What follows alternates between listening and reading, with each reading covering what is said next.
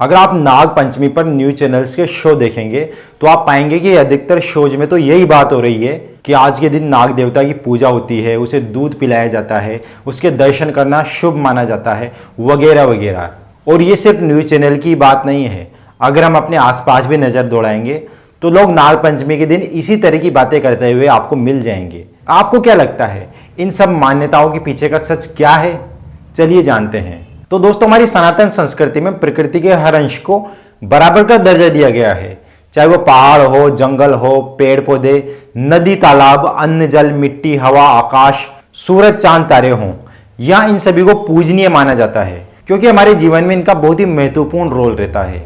इसके साथ ही जितने भी पशु पक्षी और वनस्पतियां हैं उन सभी को भी पूजनीय माना जाता है क्योंकि ये सभी हमारे जीवन में बहुत ही महत्वपूर्ण रोल अदा करते हैं। और इसी में से एक है सांप यानी नाग देवता, जिसे किसान मित्र भी कहा जाता है। वो इसलिए क्योंकि ये अधिकतर खेतों और हरियाली में पाए जाते हैं और वहां मौजूद फसल को नष्ट करने वाले चूहे, मेंढक, छोटे मोटे कीड़ों मकोड़ों को खाकर ये किसानों की मदद करते हैं और फसल को नष्ट होने से बचाते हैं। यही वजह है कि इनका हमारी खेती में भी बहुत बड़ा योगदान होता है। जैसा कि आपको भी पता है कि हमारा भोजन पूरी तरह खेती पर निर्भर है और अगर अच्छे से खेती नहीं होगी तो हमारा क्या हाल हो सकता है, आप अंदाजा लगा सकते हैं। तो इस वजह से सांप हमारे लिए बहुत ही महत्वपूर्ण है। प्राचीन काल से ही हमारे पूर्वजों ने इस बात को काफी महत्व दिया है और इन्हें देवता तुल्य माना गया है। इस वजह से इन्हें सांप ना कहकर नाग देवता के नाम से पुकारा गया ताकि लोग इनके महत्व को समझें और इन्हें मारे नहीं, क्योंकि अधिकतर लोग इन्हें देखते ही मारने दौड़ते हैं। हो सकता है आप में से कुछ लोग कहें कि सांप तो बहुत जहरीले होते हैं तो इन्हें मारना सही है। तो मैं आपको बता दूं, इंडिया में सांप की करीब 272 प्रजातियां पाई जाती है, जिसमें से करीब 4 तरह के सांप ही जहरीले होते हैं, बाकी जहरीले नहीं होते। हमारे पूर्वज इस बात को काफी गंभीरता से समझते थे कि सांप हमारे लिए कितने महत्वपूर्ण है और इसी को देखते हुए श्रावण शुक्ल पंचमी को नाग पंचमी का त्योहार मनाया जाता है क्योंकि इस समय धरती का हर खेत हरियाली से भरा होता है। लेकिन आज नाग पंचमी के नाम पर ये क्या हो रहा है? आप देखेंगे कि नाग पंचमी पर कई सारे सपेरे सांप को टोकरी में रखकर बैठ जाते हैं और वहां लोगों की भीड़ जुट जाती है उन सांपों को दूध पिलाने के लिए। लोग उन सांपों के लिए दूध लेकर जाते हैं, उनकी पूजा अर्चना करते हैं, साथ में उन सपेरों को पैसे भी दे देते हैं, जिससे इन सपेरों की कमाई भी हो जाती है। हम आस्था और विश्वास में इतने अंधे हो जाते हैं कि हमें वास्तविक सच्चाई दिखाई नहीं देती। आप सोच रहे होंगे कि मैं कौन सी सच्चाई की बात कर रहा हूं, तो दरअसल बात यह है कि जिन सांपों को आप दूध पिलाने जाते हो, उनकी पूजा पाठ करने जाते हो, उनकी जिंदगी नर्क बन चुकी होती है। आप शायद इस बात से अनजान हो, लेकिन ये वही सांप है जिन्हें हम जंगल और खेतों में खुलेआम घूमते हुए देखते हैं। लेकिन ये सपेरे क्या करते हैं? इन्हें वहां से जबरदस्ती पकड़कर ले आते हैं और फिर दर्दनाक तरीके से इनके दांत तोड़ देते हैं ताकि इनके जहर का असर पूरी तरह खत्म हो जाए।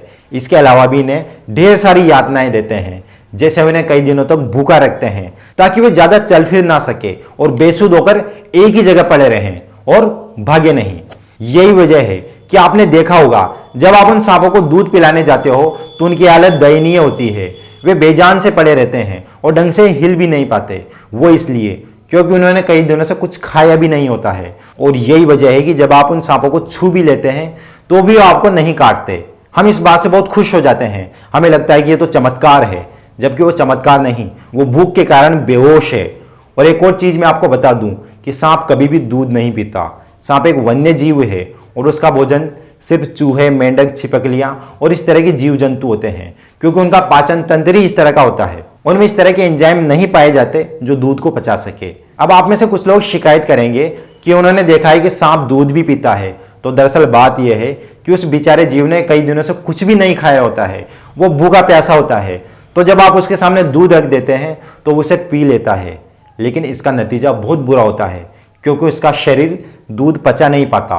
तो अगर वो आपका दूध पी भी लेता है तो आपको इससे खुश होने की जरूरत नहीं है, इससे आपको पाप ही लगेगा क्योंकि जबरदस्ती दूध पीने से उसकी श्वास नली बाधित हो जाती है, जिस वजह से दूध उसके फेफड़ों में घुस जाता है और उसे निमोनिया हो जाता है। कभी कभार तो इस वजह से उसकी मौत भी हो जाती है।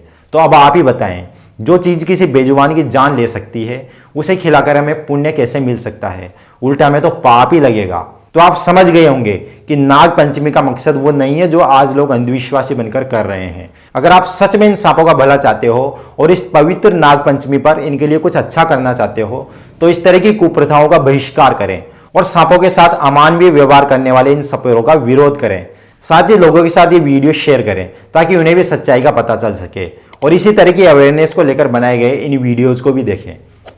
नमस्कार।